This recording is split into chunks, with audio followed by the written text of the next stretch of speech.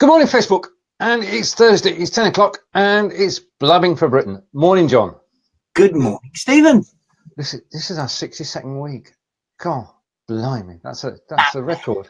That's a record. I think the only people ahead of us are Live Stream Insiders and Jojo Keys, because they've been totally consistent. Right, and there's a conversation going on between Stephen and Peter, who are trying to join us, and we hope that they can. Right, okay, now what I'm going to do is I'm going to switch layouts momentarily, and I'm going to bring us both up here because earlier this morning you mentioned this, and when I find it I'll bring it across. And this is the new LinkedIn layout. What are your thoughts? Well, I'm not a big LinkedIn user, if I'm really honest, but it came as a bit of a shock.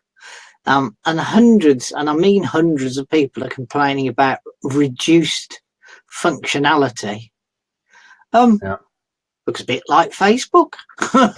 It does, because if we look at the second photo, which I'll bring in now, it's a Twitter-like feed that's going through. It's not LinkedIn, is it? LinkedIn was I've never been a great fan of LinkedIn anyway. Excuse me. Oh dear. Excuse me. Apologies to everybody there.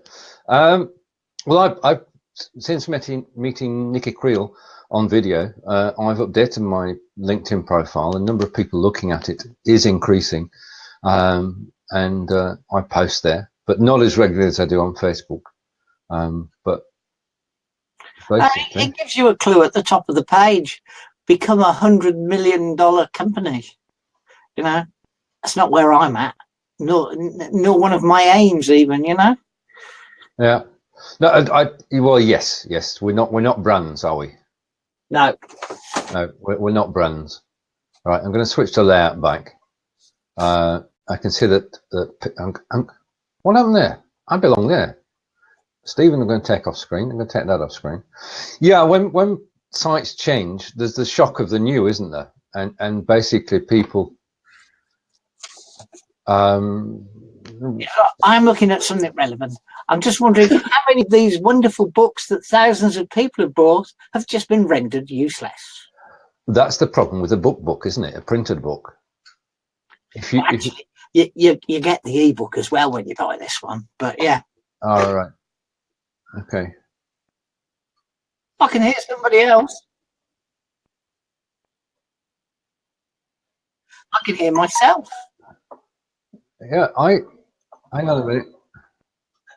Right. I can explain why we can hear ourselves, because you've got a Facebook window open, have you? No, I haven't. I'm just changing the layout back. That's why we can hear ourselves in the background. Good morning, Stephen. Morning all.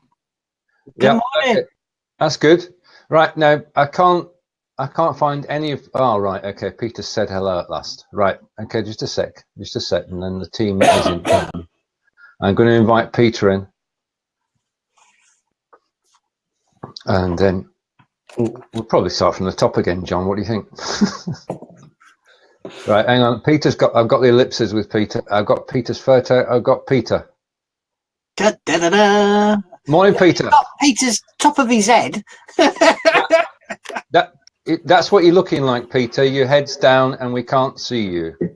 That's better. No, that's because I was on the phone again, looking at it. Do you know what the big news flash was? What? I'll just read it out. Oh, Diane Abbott tells Brexit minister to F off in bar or something. That was the big news. All right, okay. Right, now listen, can you hear me okay? We're talking about LinkedIn, Peter. Yes, I know that. You're sounding good, Peter. What we're talking about is this, and I'd welcome all comments as I just go. Yeah. What the hell's that? That's the new LinkedIn look and feel. Okay. It's ever so Well, stripped down, you know, isn't it? The first impressions, I don't like it. I What don't on like earth's that LinkedIn right-hand anyway. I side think under it's too Stephen will actually do chunky. for you? It's not easy to move around. I don't like it. Am I on? But people use it. Yeah, there's a lot of business done through it. There's a lot of headhunting, etc., etc. I mean, I got people approaching me today to be LinkedIn with me. I don't really know who they are. You know, what LinkedIn with me, but there you go. Just build your database. No, I don't. So, okay, but it don't, well, it looks clearer, to be honest with you. It looks like Facebook. Yes, it probably is. I think they need to. What I want with LinkedIn is I've got my speaking type business in LinkedIn now, my professional, but I've also got my pest control business in a page. I just want to separate the two, you see. Yeah. No, things will always change. Things are always changing. On LinkedIn, opinions are divided then. And amazing. On LinkedIn, people are complaining like mad. Yeah. All right, okay. And comment from Michelle. Is this LinkedIn live? No. Whoa! What's that? Me.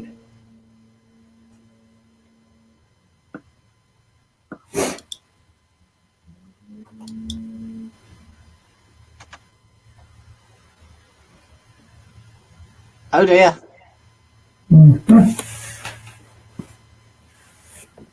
People love to complain. That's a national trait, Nazim. Yeah?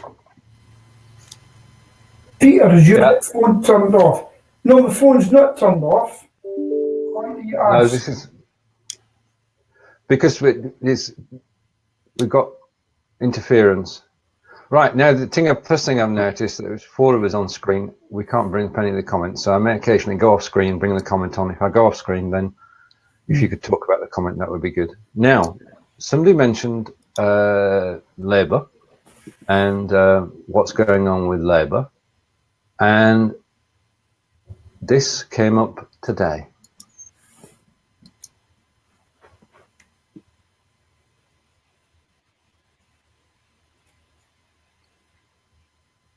Can anybody hear me? All right, yeah, we can hear you, Stephen. Cool. Yeah, cool. Now, you had a couple of things that you wanted to bring up before I go on. Cool. Before everything packs up on me. Okay. Oh yeah, I wanted to mention this thing that YouTube are releasing called. What are you looking at, Stephen? Because you're not. We only see the side of your face. Don't you like that side? How's that, darling? That's better, sweetie. No, I just want. It's to do with this the live stream phenomenon that we're all using these days. And YouTube Live are coming out with something called Super Chat. And this is where it would appear it's coming from the sort of the Eastern market, Far Eastern market. Struggling to get on. But essentially, you're able to, as a person like Nazim, who says, "Can I join for a quick hello?" If you've got more than 1,000 followers on YouTube and you're a creator, your fans can pay to have their messages put to the top of the queue and can be pinned to the actual show for up to 5 hours. And it's kind of it's an obvious monetization pitch strategy to try and make money out of live streaming. But they're all talking about the fact that a live video engages and holds audiences 3 times longer than recorded video does. But they're only doing it on PCs and Android because they don't like Mac very much or Apple very much. So I just wondered how much you guys would pay to have your comments well, I think within a live stream. First of all, you've got to find the right person, haven't you? I mean, if I said I wanted to go on Snoop Dogg, that wouldn't do me any good at all. Peter, are you having problems just whilst we're on? Peter, can you hear me? I can hear you. Can you hear Stephen? Is there No, anybody he's out not even there? coming up my car. He's not even coming up my screen. He's just got all that 5 dots that are flashing around. No, can you refresh, Peter, and come back? Okay. And whilst we're doing that, say good morning, Nazim. Hi, Nazim. With no sound, Nazim. With no sound. We cannot hear you.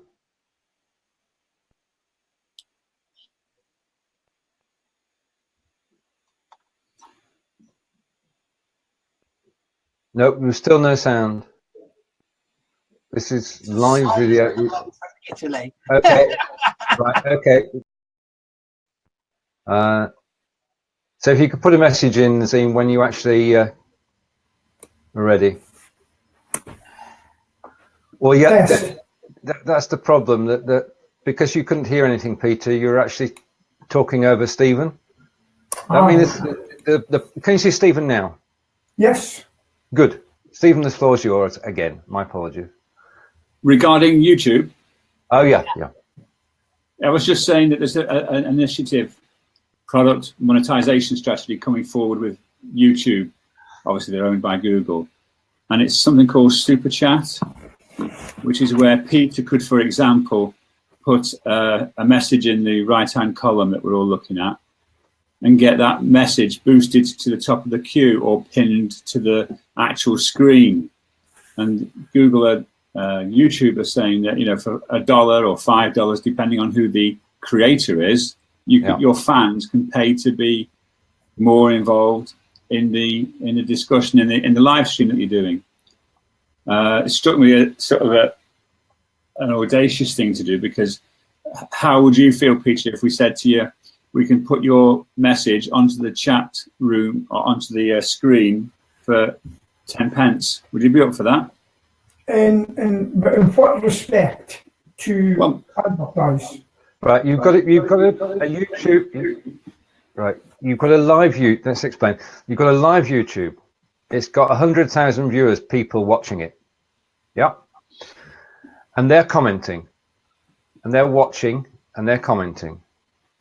And you can pay to have your comment fixed at the top of the screen, so that anybody out of the 100,000 who's watching that live video will see your comment. No, I wouldn't pay for that. No, because yeah, I use pay-per-click at the moment from the business. I pay for that because I know if people click on it or look at it, they're wanting me. But to pay for a comment, no, I wouldn't pay for a comment. What if you could put Aberkill, Mousy Man, 0121 682 682? Yeah? That's the point, isn't it? It depends where you are and what you're talking about. Well, that's true of any advertising, isn't it? Yeah. But you're actually able to place the advert where you want it, on the stream that you want. Right. Yeah, Okay. so I think there's potential. It depends. I'm in a local business. If I knew it was a room full of... Right, let's take for example here. Suppose that Billy Connolly went live. Yes. The reaction to him going live now on YouTube would be fantastic. And you'd have tens of thousands of people watching it live. Mm-hmm. Yeah. If you put your advert on there then, and you're a Scottish business, people are going to see it. Yes, it's supposedly then. And you can actually put the comment to suit. It's your text. You say what you like. Yeah, well, I might look at that, yeah. You can also buy emojis as well. Yeah. But Michelle's just said that they do that on Twitch already. Yeah. I mean, Twitch is massive in the gaming community. All right. Didn't know that. Right. Okay. And you need a special emoticon though for Peter, wouldn't you? Need a dead mouse upside down with its feet in the air. I'll have to get somebody to design that one. Okay, and thank you for that, Fraser. Yeah, nice one, Fraser. that is not coming on screen with us. Thank you for the comment there. Wait, it is. Scotsman. Right, and Michelle's just explaining, and if you can read it out, John. On Twitch, you can buy bits that you can say what you like, and it appears on the screen, usually with a fanfare, and the streamer will mention it. It's all right. I've had to look over the other side. Yes. Michelle's name is across the bottom bit. Mm-hmm. Yeah. Okay. Thank you, Michelle. Right. Okay. And I've got a question for Stephen. Uh-oh. Okay. Go on then. I've heard mention of a thing called screens of joy. What are screens of joy? I know what pots of joy are. They're from Cadbury's with nice chocolate puddings in them. But what are screens of joy? Screens of joy. You may be aware that I hate paper forms, and I've got a real dislike for spreadsheets as well, especially in a business context where you have to fill a form in to enter a place or to register a complaint or something like that. And I designed forms, electronic forms, and I've called them screens of joy because I know from experience and friends that managers get stressed out to hell when they've got a deadline to complete, to get some spreadsheets ready for payroll from employees or whatever. They don't arrive. So my app, if you like, the screens of joy turn anxiety into joy because they don't have to worry about wrong input or all that sort of stuff. They just take information in and provide it on, and it's all being provided by me. So I'm quite chuffed about that. But thank you for asking, John. I do appreciate that. And I'm now, you're aware, John, about UX design, and I'm sort of implementing as much of the new thought on user experience and screen design and forms design. And you won't believe it's a complete technology in its own right. It's crazy, man. It's crazy. Well, that's interesting because in my business, we use a lot of forms that we give customers on the day, and it does mean not making them up. So I'll speak to you about that later. Yeah, sure. You may get an invitation onto my video host show. Cool bananas, mate. The crazy thing, the most annoyed I got was when a Hermes driver turned up with a parcel, and he had, the old reporter's notebook, which you turn the page around, and he'd written down his day's deliveries on a piece of paper, and he'd written down the barcode numbers for the parcel he was delivering, and he wanted me to sign his little book. And I was thinking, Christ, the amount of time it must take to rekey data, to write it down in the first place, try and justify, supposing I'd said, no, I haven't received my parcel. He's got no bloody proof whatsoever. It's just a crazy situation. Michelle's asked what the link is, and we're a bit ahead of ourselves because we're just getting the first screens of joy into customer hands. So that'll come onto my website in probably a week or two. But I must see if I can get screens of joy trademarks. Oh, that's hit too late. I've lost the opportunity now. Somebody will do it. But thanks for asking, John. You're still doing. Sorry, are you doing forms on WordPress and the like? I don't do WordPress. I hate it. But why? Why? I just don't like WordPress. It's so easy to get hacked using WordPress because there's so many holes in it, because you buy a bit from Fred, you buy a bit from Bill, you buy a bit from Albert, and you plug them together, and the bit from Fred stop working by the bit from Albert. Oh, too much like a .NET. Much more stable. And .NET, as in Microsoft.NET? Yeah. Much richer. All the modules are nicely fitted. None of that. Is that for website building, John? Yeah. Well, I never even heard of that. Well, you'll have to invite him along as well, Peter. Yeah. Everybody's getting a chance because there's nobody willing to come up. No, I'm only joking. Well, WordPress is a good blogging system that's been made to make websites, and it really. Okay. There are thousands of people out there that love it, and good luck to them. In fact, I think actually about 30 or 40% of the internet's got WordPress on it. That is very true. It is a situation that 40% of the internet is WordPress. So, John, you've got to battle on. Over yourself. But I've got to take John's point in this. What you've got is, if you're the conductor of the orchestra, you've got all the instruments out there, and you know about them, but they know nothing about each other, and chaos can reign, and it can be exploited. And we just have to get the security right, but it could be. And also, it's not as user-friendly as it could be. No? Right, okay, now I've got a comment here, which Michelle's right. I've got a comment. John, could you read it? No, I refuse to read it. I'll do it. 74 million sites out there are depending on good old WordPress. That's one site per person in Turkey.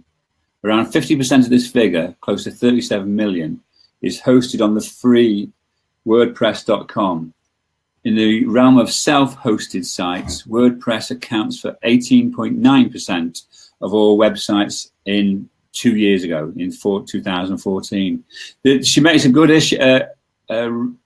Mentions a good issue about paid and unpaid WordPress plugins, and I'm not sure that it's the sort of right thing to do. But the implication there is that a paid-for plugin is better written. I don't know, certainly supported than a free one. I don't know if that helps you, John, in your discussions with WordPress people.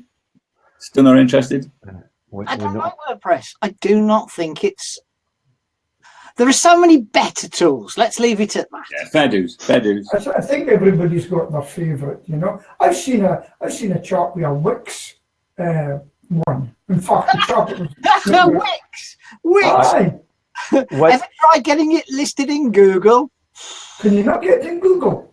Well, if you right-click and look at the source code of a Wix website, you'll wonder what the hell you're looking at. No, that is very interesting. It doesn't look like any code I've ever seen in my life. And I didn't know that, John. That's very important, you know. That's very important to know. So thank you. I've learned something today. Thank you very much for that. Michelle doesn't like Wix either. That's interesting. Right, okay. Mickey D! Way!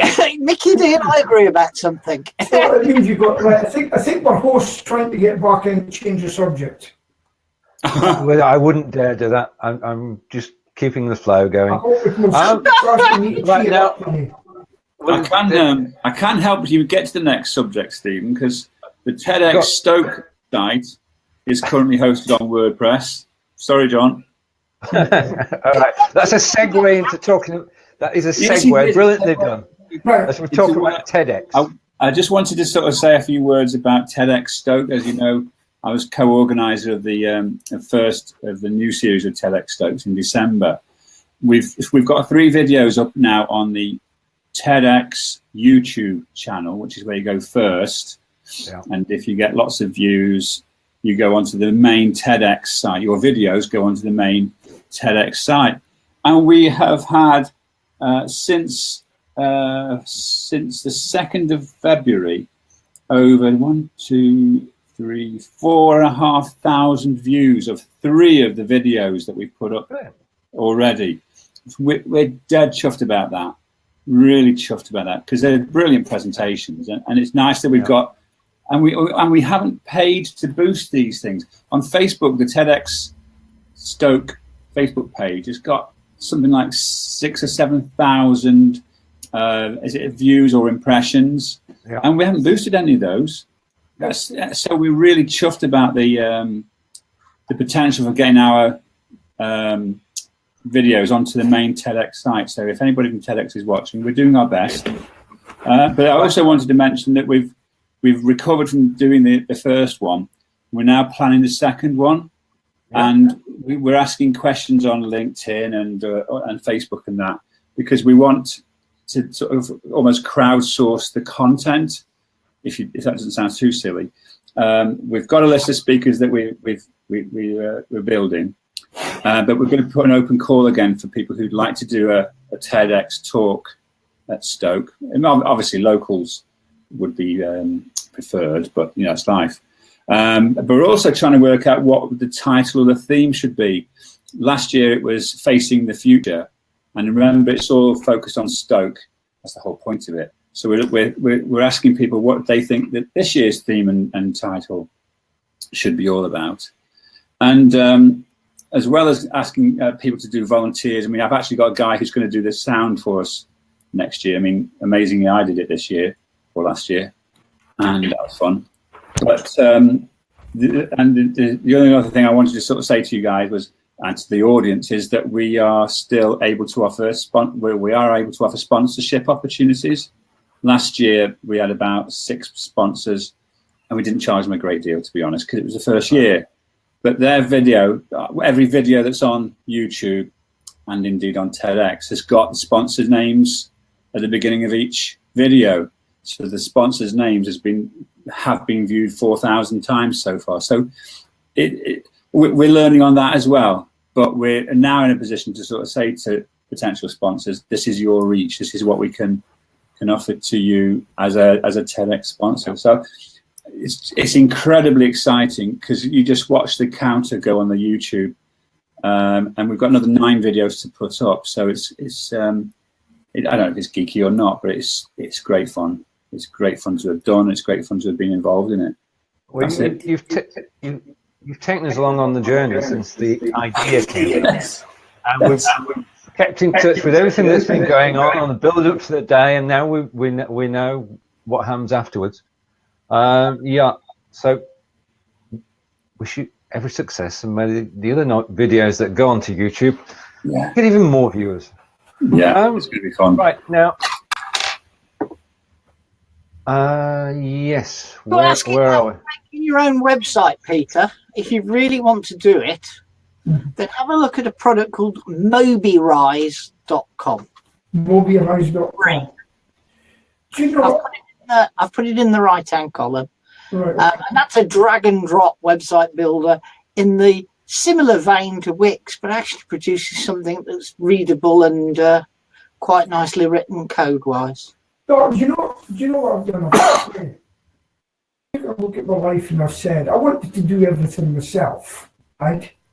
But I've actually pulled back from that, and I'm actually outsourcing it to other people as I go on different things in life. And I made my first website, and I've got to say it's done very well. But I've got someone else doing my website just now, and in the past I had someone doing I'm looking for a telemarketing, and I've just realised that past other things, I'm good at turning up in the job and selling it. That's what I do. Yeah. And there comes to a point in life, just pass it out. Not cost you money. You grudge the money, but there you go. Because there's other people better than you out there with different ideas. So I'm good at coding. You're good at catching mice, and you catch the mice. That'll pay for me to do your coding. That's the way I always look at it. What kind of coding? Or is it computer coding? I started life back in 1972 as a computer programmer. Right, okay. I guess I still look at it in a more technical view than perhaps most people will look at website development, which is why I perhaps find WordPress a bit painful. If I want to add something in, I'll drop some code in. I won't go off and search for a module that I can buy to do it. I'll write it myself. Yeah. I mean, I've got a lot of entertainment business. I'll make a quick one for that and stuff. But anyway, I'll put it back to the Mobirise, our Italian friends just put thank you, John. It's a Dutch product, by the way. Okay. Now, for the moment, I'm going to switch round, and bear with me. Everybody will get a chance, but I'm going to bring Nazim in. So I can drop out. I can drop out and watch you on Facebook, I think. So wait, if you stay in the palette, Stephen, that would be great. Okay. Yeah. Yeah. Okay. And we say good morning, Nazim. Let's give this a try.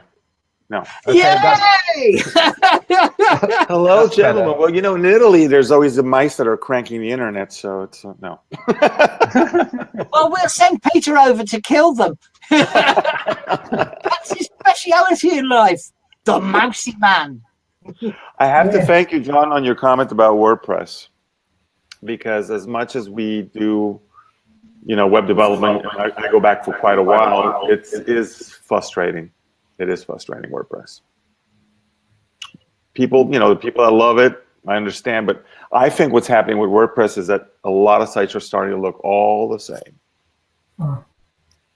And they're losing a little bit of that, you know, I mean, we, back in the days, were very big on Flash, and I understand Flash had all its issues and things like that, but there was a lot of interactivity and a lot of very interesting things if you knew how to code in a way that you didn't have to wait for a loader to come in. So we, you know, and now obviously HTML5 is a strong, you know, it's, but I love when people come up to us and say, well, can you do those animations that you got? Yeah, we can do them in HTML5, but it's going to cost you an arm and a leg. And the benefit for your company is not going to be, oh, well, you know, but it was so great, you know, because people were always remembering our site because of certain things that you would do. Have you seen that the latest version of Flash now outputs in HTML5? I saw that. I saw that. I used A lot of Flash. people are mentioning to us that they're using Flash now to develop apps or games or things of that nature. So it's becoming very specific to the mobile world. Maybe. I don't know if Stephen can correct me on that, because I know I gather that Stephen also has quite a good experience regarding web development. Stephen, The other Stephen. I know of web development, but The Steve I'm above. not a developer. No, I'm not a Oh, developer that's okay. today, but I am interested. Does anybody know when Flash will actually die? The Flash Page. It's been spoken about for since Steve Jobs died, didn't it? It's a long time back. they've repositioned themselves in the market so that the development tool they had now outputs at the standard that everybody wants to meet. So will Flash actually die? Instead of Flash outputting its own unique format, Flash now outputs the HTML standard. So it's Yeah, up to the website owners to incorporate that on the sites. Well, one of the points is when we were doing live streaming years ago for clients, we were using Flash Media Server, and that was the day when there was WebRTC was, you know, something very far away, and people were, you know, but it was just early days, because everybody was like saying, well, how many people were on our site watching the, you know, whatever thing from the furniture fair? Oh, 20, 100. Well, they were like, that's not worth the investment for us. But I do know that for the Olympics, NBC, because I have a friend of mine who's in charge of that, was using Flash till up to recently, Flash servers, to do all their Olympic stuff for the last Olympics. Now I know that they migrated to another HTML-based open, you know, platform with all the issues that carries.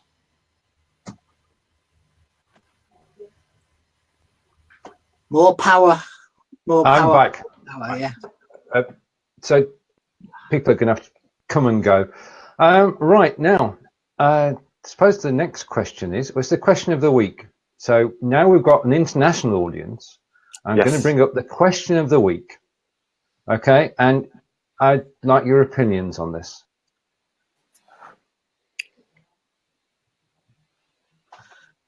It never goes in the fridge in our house, but we don't have to either. In ours, it does. My daughter likes it chilled.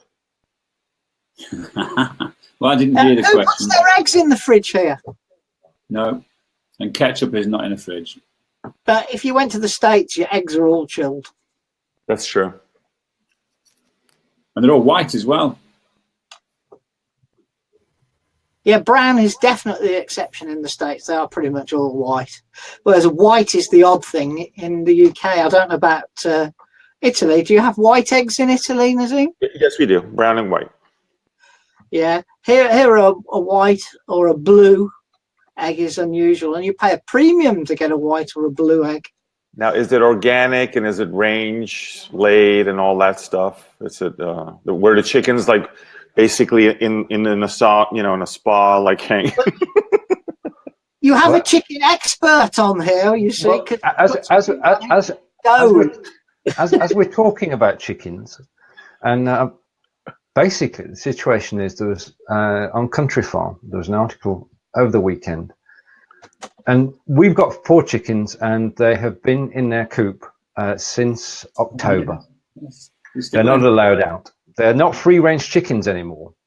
The eggs still taste good, but they're not free-range chickens, and they cannot be allowed out until February 28th. DEFRA has said that all chickens and the like must be kept indoors. Now, to us, that is not a major problem.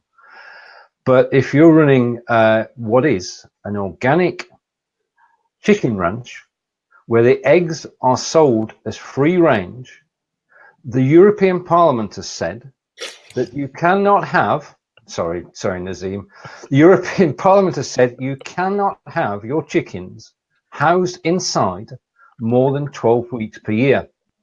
Okay?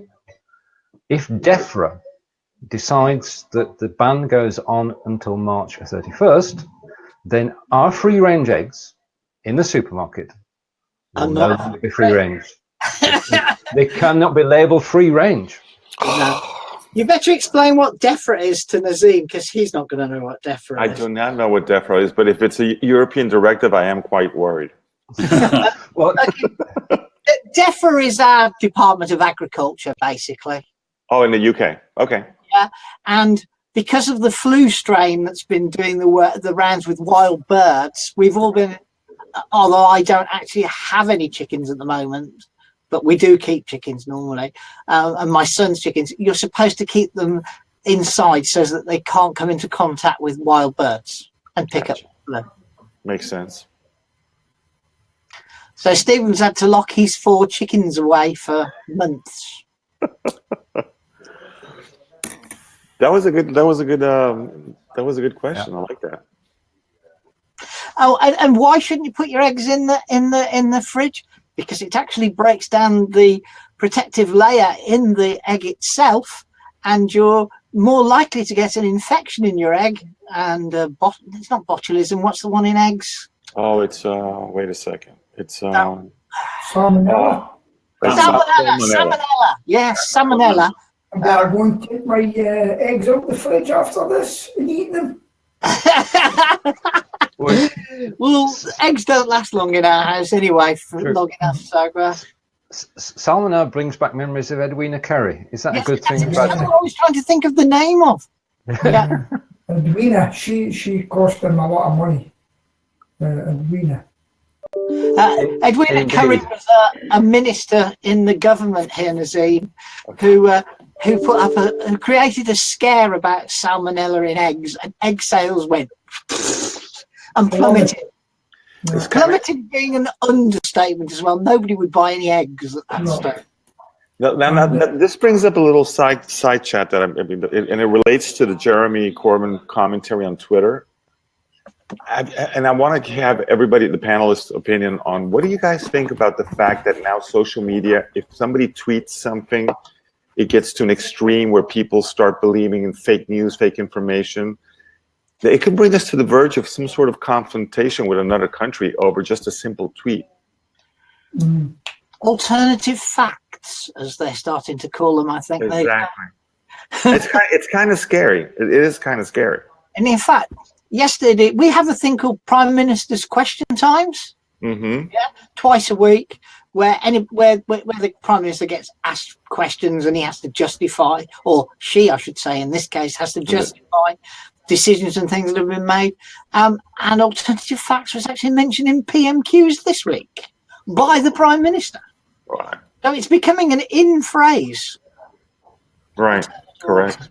Facts. I'm just hoping that there's a system in place of checks and whatever that, because I read this article last month about in Pakistan, some prime minister, some very important person was on the verge of going into some sort of nuclear alert because there was a theory that India was going to attack Pakistan, and it was all done through a fake thing on Twitter. It's not going to go away soon. Not with the the monster president of Trumpia. Yeah, I know. Everything. There was an article. I mean, who knows what's real and not? That's the thing. Who knows what's real and what's not? And that suits Trump because he can say whatever the hell he likes. Exactly, without consequence. That's the point. He can say whatever he likes, and nobody does a thing about it. He's been slagging off the U.S. judiciary, much like the Daily Mail did over here.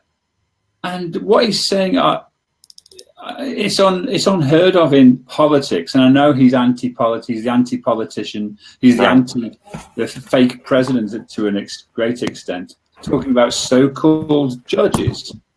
Who the hell does he actually think he is? Yes, he's the president, but there are three branches of the that's what worries me. U.S. government, and he's not above the law. You may think he is, and he says he is, and all sorts of things. But Nazim, I actually, I think you said it was scary, and yet I do fear for my kids and grandkids, really. Yeah, that was I was thinking the same thing, and because it's kind of if this is the new as of this year and from now on, if this is the new agenda, which a lot of countries around the world are starting to, some of them are thinking like, hey, this is not a bad new approach towards how to do government.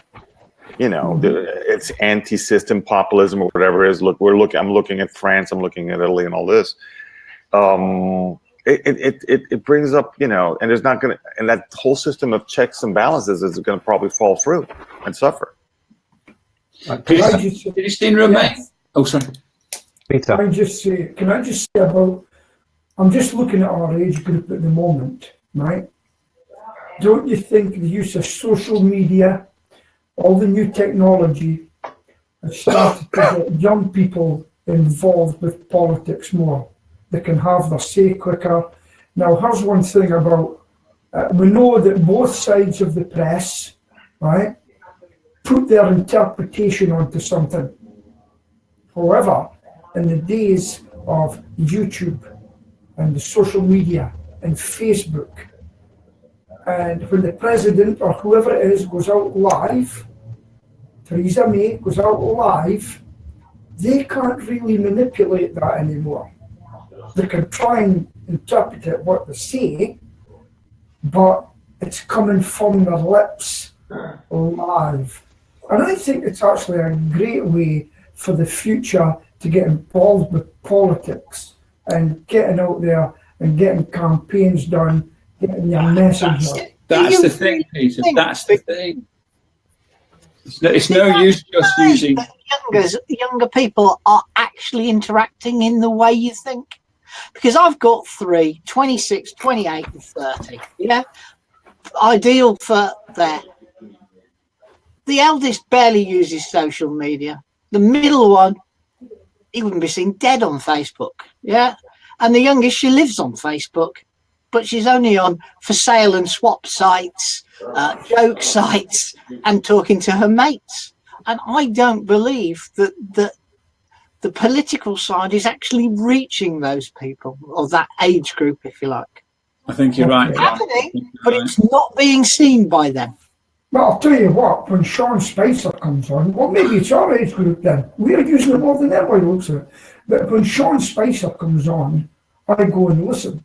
And when I see, don't even know who he is.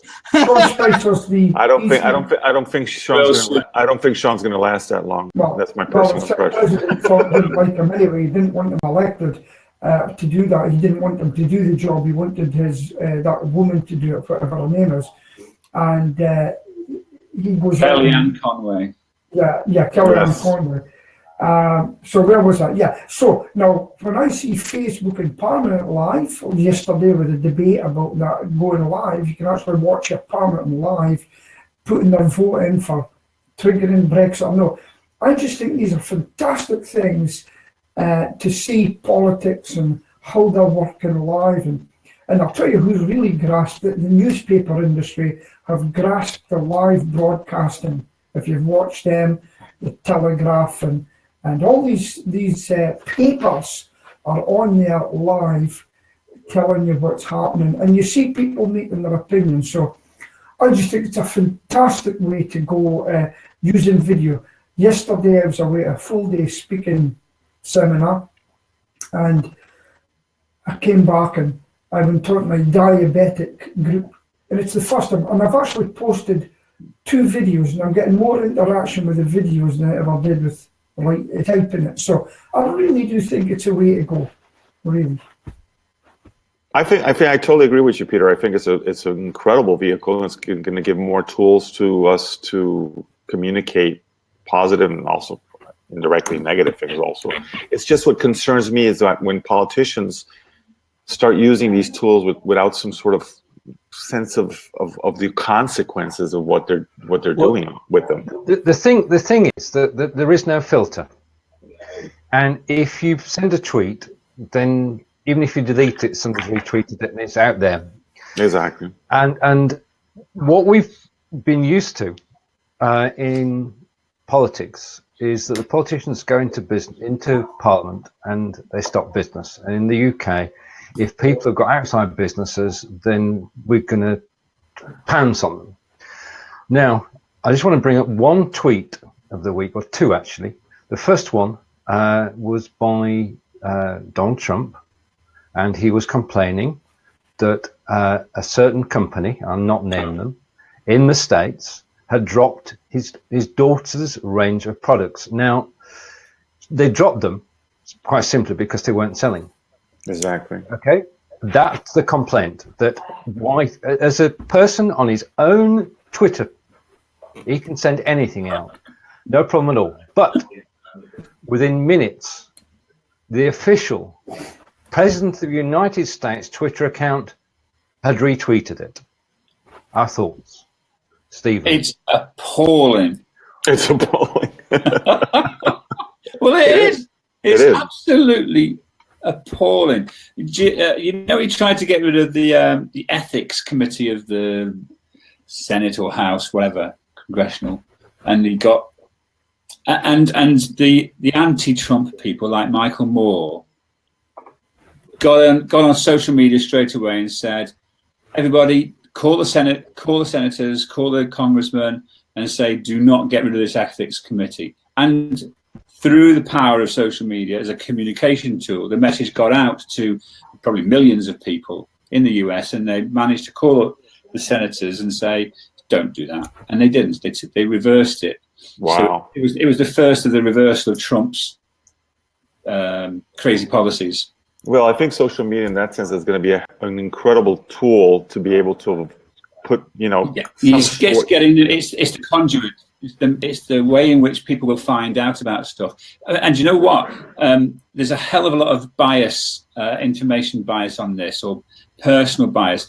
When I see an article and it's talking nicely about Trump, I don't watch it because I'm biased against him. And if I see an article slamming him, I'll read it. Yeah. So I'm already, well biased in my opinions and all that sort of. I won't even entertain a positive statement about him. That's just because I'm old. But Moore was able to get that message out to all of the millions of followers he's got on Twitter and Facebook, and he managed to change policy, make Trump change his mind. So that's the power of social media. And Peter's mentioned that you just don't know who's telling the truth. Well, your own bias will help you on that front. If you do any sort of critical thinking about what you read, you can normally make sense of it. But and Channel 4 over in the UK, Nazim, are doing a series at the moment, and they're going overboard on the effect of fake news. There's even a comedy show, panel game about fake news. So it's starting to get through. I mean, I won't even start the conversation about the way in which news is being managed in the UK, because that's just... I don't know if it's worse or better in the US. In Italy? I think it's a worldwide phenomenon, because also here in Italy we have the same issues. Well, I've got to tell you what I've been doing. I think if I was an American, I'd be a Republican. Yeah. And what I've really enjoyed is I spend most of my time on YouTube, watching the videos. When she said, who do you think is going to win? And that woman you mentioned the name, the one I've forgotten her name. Kellyanne. Yeah, Kellyanne. She said, I think Donald Trump will win.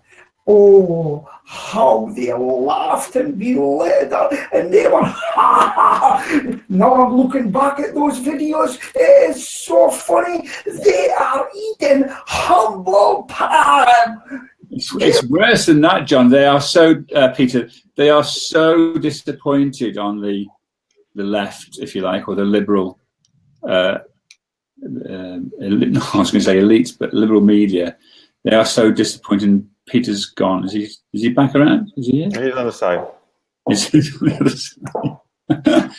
But I always mention it. But do you watch in the States? There's I've said before that the only way to beat Trump is through the use of satire and ridicule, and companies like HBO and the Comedy Channel have got like Bill Maher and John Oliver and the guy who replaced John Edwards, and they're doing me. Yeah. He was born down south though, John. He said there was an advert yesterday, or he was on a chat show. He was actually born near Brentford. He was born in Brentford, but he lived in Birmingham for a long time, and he certainly comes across and claims to be a Brummie. But what was I saying then? I lost it. I've just seen the don't stream and drive thing. The satirists will be probably the only ones who can really beat Trump, because they're free to say what they like. They don't have to it's a good point that you say that they're free. I look at Saturday Night Live, which I think right now they're doing a fantastic job. But I kind of think down the road, as America is still a democracy, that some of this stuff is going to be a little bit controlled or a little bit, and I would not be surprised if down the road, because I saw it in Italy with Berlusconi, where satire on television in the beginning was immense, and then afterwards it faded away from the screens. And you would think, how did that happen? Yeah, as you said, he owned majority of the public broadcast network, didn't he? I think exactly. So I don't think that's the case in point in America, but I would not be surprised, down the road. Because I think there's one thing that I think Trump does not appreciate at all is being made fun of. Yeah, but did you see? You mentioned Sean Spicer, his press secretary. Have you seen Melissa McCarthy? It was fantastic. That was an amazing, and that has absolutely pissed him off no end. Oh yeah, an incredible watch. I mean, and Peter, I'm not. I'm on the other side to you on most things, as you know. But Trump is a new element in politics, which is, I don't think the Republicans can control him. Exactly. To an extent. That's a very good point that you bring up, in the sense that I'm also Democratic and from the left, but I always have had friends in the States who are Republicans, and you can have very interesting conversations. And but that's the point. You can have conversations. With this guy, it seems that's gone out the window. I'll tell you what disappoints me. What does disappoint me? And you can go look at Portland, Oregon. You look at all these states that have got these sanctuary cities, etc. They still can't take the fact that they've been beat. Why should they go out and riot? Because that's what they're doing, holding buses up in the street. Go and look for it yourself. Don't believe me, look it up.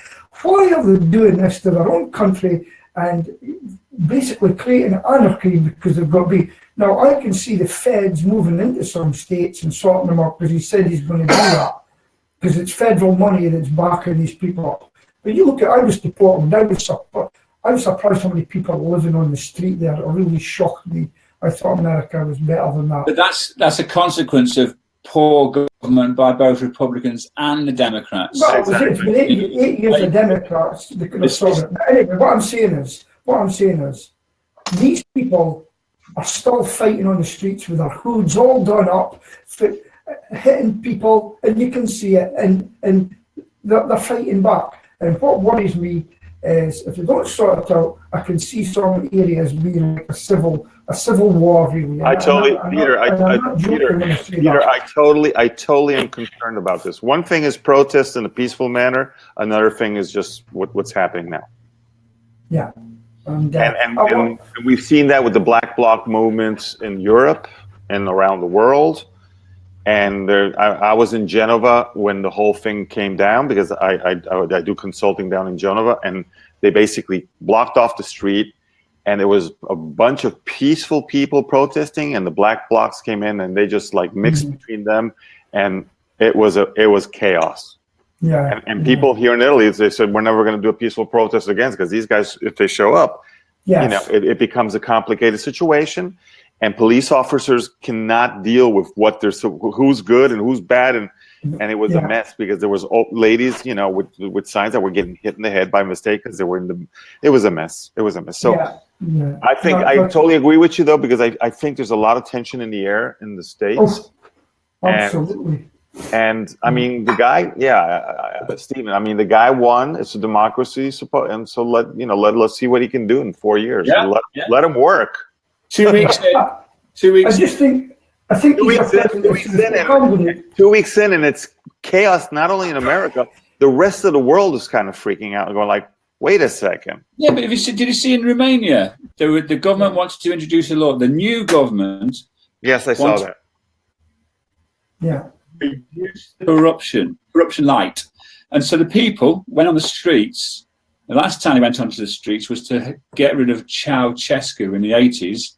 Yes. And blow me down, they've decided that, okay, we won't put that law in there. Exactly. We're going to pull it back. Amazing. People power. And do you know what, in Ceausescu, do you know why I heard it? Do you know why they found out a difference? When they got their satellite TVs, they used to point them to the West or whatever and pick up our programs. And then they could learn the truth. And I'll never forget that night, because it was Christmas, wasn't it? And I was sitting there watching it live in the streets. And since then, I've actually met, funnily enough, in Aberdeen, I've met some Romanians, and I could tell right away that one of them must have worked for the Securitate, because I mentioned Ceausescu, and they went on the defensive right away. It was quite amazing. My camera image is all broken up. And they were telling me about their life there. The gypsy people, Ceausescu, made sure there was no problem with them, because he just put them into areas, and basically that's where they were going to stay. So it's absolutely fascinating. I mean, because I served in the Berlin Wall, I absolutely enjoy all this sort of stuff. I know what it's like to see that wall up. And I've often asked the people what it's like now it's down. Some want it back up, I can tell you. I know. Amazing. I'm going to have to leave because I got to get back to work. But I want to close up. I want to close up with. I'm a bit concerned about what might be happening in France relatively soon. Mm-hmm. With and the thing of we have a major issue worldwide, which globalization and wars and everything. There's migrants moving all over, and I can understand when it becomes, it's this very difficult topic to deal with. A very difficult topic to deal. And building up walls always has, as you were mentioning, Peter, we had in Berlin, that wall that came down, that was a huge celebration and a moment but it was a particular situation because it was a country that was the same country divided due to, events that happened during World War II that forced that division. So that's a little bit different than having people coming in from other places that in Italy, they're not accustomed to seeing this. And they're like, oh, fear of the different. And we don't have, and I mean, Italy, as much as we are in the front of the migrant crisis coming through the ocean, I don't think it's at the level of countries like England, like the UK, or like France, which have a long history of migrants coming in and living in. And now that obviously there's financial woes around the world, people start saying, hey, wait a second, now these people are stealing our jobs. And so it's perfect for somebody like what Trump in America to come up and say like, okay, well, I'm going to, make America great again. And I can hear laughter off the screen. But I'd just like to say, Nazim, thanks for joining us. Have a great day. I know. Yes. Nazim, before you go, you do cruise ships, don't you? Just quickly. Yes, I'm involved in designing cruise ships. My friend goes all over the world putting in telephone systems and satellites for them as well. But which one? What cruise ship line? Well, he does quite a few, and he's one of the guys. But I'll speak to you later. I'll just let you know. We work with Princess, Cunard, and right now we're working. Okay, yeah, Silver Sea. I'll have a chat later about it. Yeah, we'll do. Yeah, it's off topic. Okay. Yeah. Okay. Bye, gentlemen. Thank you for the Bye for now. And let's just slow down for a moment, change things up, and that's the layout. And we've lost Stephen as well. Stephen's gone. Right. Okay. My apologies if you think you were yanked off screen. I wouldn't do that, Peter. Right, John. You and I, in just 3 weeks' time, are hosting Stream and Drive. Yeah, we're going to. Just let me get the graphic up and change the screen layout. And to anybody who's watching at the moment, Stream and Drive is on March 2nd. John and I will be hosting here on Smiletime and on BeLive.tv with Sergeant TCS, otherwise known as Neil. And we're looking forward to promoting the message that you shouldn't stream and drive. I was on a show yesterday, Tuesday, and we're going from a pier in. Peter was there, and there were 8 of us on screen, and a chap started to drive, and you pulled him up, Peter. Yes, I did. Did you think it was appropriate? Oh yeah. I mean, he was taken off the show. So he was stationary when he was talking. That wasn't the problem. But as soon as he started to drive and stream, then Leland wisely took him off the air, because last thing you want to see is somebody streaming and driving live on video and having a problem.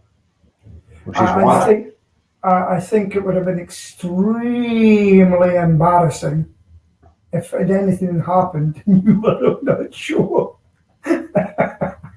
True. So it just shows you how easy it is to do it, you know? Oh, but yeah. I mean, he wanted to carry on the conversation as he drove off, but Leland wasn't having it, which is fortunate. No. And that show, in fact, was Tuesday, and we had, I mean, today was enough with 5 people, trying to juggle 5 people on screen, but we had 8 people on screen all the time. And that was from a peer in coming out to Smiletime via, I think, vMix. Anyway, before we get into technical stuff, John, any news from the Midlands this week? Leicester won last night. I believe so. Sorry? Yeah, 2-1, wasn't it? Yeah, no, 3-1, mate. 3-1. I left too early. The ex-Brummie striker Damari Gray snuck one in just at the end of extra time. Yeah. Well, I'm looking forward to Burnley going on a good run at the moment. Another 11 points, and that's it. We're done for the season, and we stay up in the Premiership.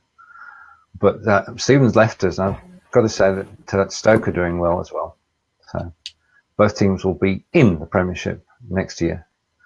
Right. Okay. I mean, that was a very fast, informative show with ketchup and this eggs on the side. Well, yeah. Do you want to sign us out, John? Gosh, is it that time? What? Blimey, it's 11:05. Yes. So, it's goodbye from me, and it's goodbye from them, and we'll see you next week on the 63rd Blabbing for Britain show. Brilliant. Now, I'm going to press the button now for finish, and what happens now is that we will all disappear, and everybody, Peter, will be kicked out. I'll bring us back on screen, but we'll all be kicked out because Smiletime decided that people aren't closing shows properly. So as soon as I press finish, can we meet somewhere else to have a quick chat? I'll bring you back here. Okay. So don't go anywhere, and we'll just finish.